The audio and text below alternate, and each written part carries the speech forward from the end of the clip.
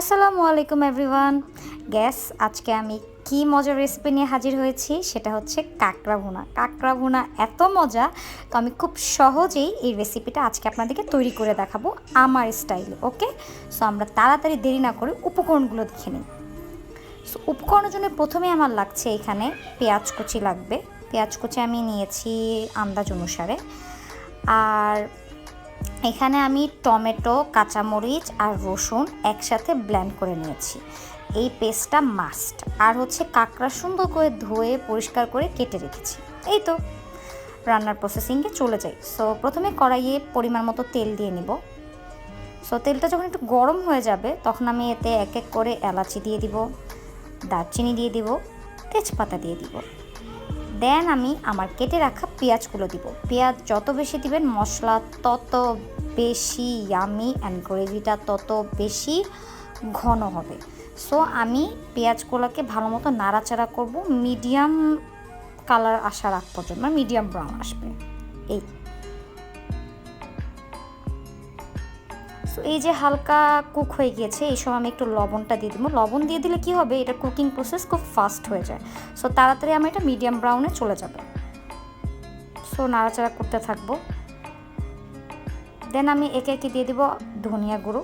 ধনিয়া গুঁড়োটা সুন্দর মতো আমি পেঁয়াজের সাথে মিক্স করে নিব।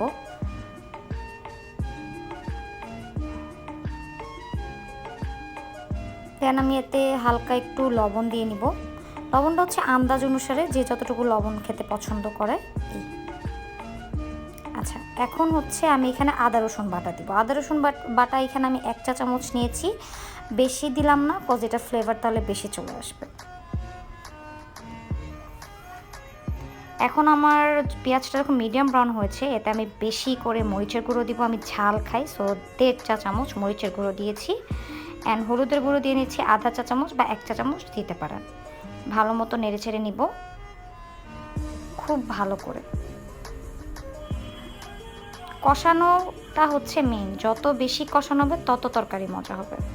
সো এই যে উপরে তেল ভেসে ভেসে এসেছে, এখন আমি হালকা একটু পানি দিয়ে নিলাম যাতে আমার মশলাটা না জ্বলে যায়। এখন আমি আরেকবার একটু নাড়াচাড়া করব। দেন আবার অল্প একটু পানি দিব। পানি দিয়ে আবার আমি নাড়াচাড়া করব যাতে আমার এখন মশলাগুলো সিদ্ধ হয় ভালো মতো। দেন আমি ওই যে টমেটো, কাঁচামরিচ আর রসুনের যে পেস্ট বানিয়ে রেখেছিলাম এটা দিয়ে দিব। এটা দিয়ে ভালো মতো এই গ্রেভিটার সাথে মিক্স করে নেব খুব ভালো করে। এটার ফ্লেভারের যা আসে, উফ, মারাত্মক। আচ্ছা, এখন আমি ঢেকে দিব।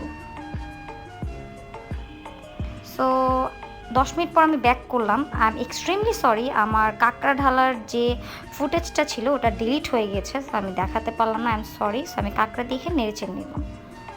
সো আমি আবার 10 মিনিট পরে ব্যাক করলাম।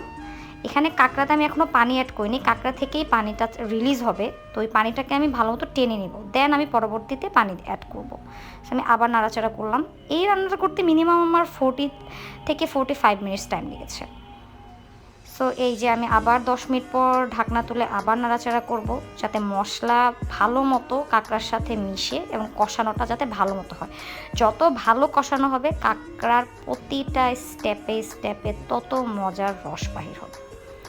আচ্ছা, দেন আমি এখন পানি দিয়ে নিব, যেহেতু আমার এটা এঁটে গেছে। সো এটা 20 মিনিট পর আমি 20 থেকে 30 মিনিট পর আমি পানি দিয়ে নিব। পানি দিয়ে এখন আমি কাঁকড়াটা সিদ্ধ হবে এই পানির মধ্যে। অলরেডি কাঁকড়ার পানিতে কাঁকড়া হাফ কুক হয়ে গিয়েছে। সো আমি এখানে আরেকটু পানি দিয়ে নিলাম। মাস্ট বি গরম পানি দিতে হবে। এই তো আবার 10 মিনিট পর আমি এটাকে ভালো মতো আবার নাড়াচাড়া করব। যত ভালো নাড়াচাড়া করব তত ভালো মিক্স হবে। এই সময় আমার চুলার আঁচ থাকবে মিডিয়াম ফ্লেম। এগেইন 5 মিনিট পর আমি আবার নাড়াচাড়া করব। আমি বলেছিলাম শুরুতেই যে কষানোটা মেন, যত ভালোভাবে তরকারি কষানো হবে তত পরিমাণে মজা আসবে। সো আমার লাস্ট স্টেপে আমি আমার স্পেশাল মশলাটা দিয়ে দিব আর জিরার গুঁড়ো ছিটিয়ে দিব। আমার কাঁকড়াটা খুব সহজেই তৈরি হয়ে গেল। বাসায় সবাই মাস্ট ট্রাই করবেন আর আমাকে ফিডব্যাক দিবেন। Thank you.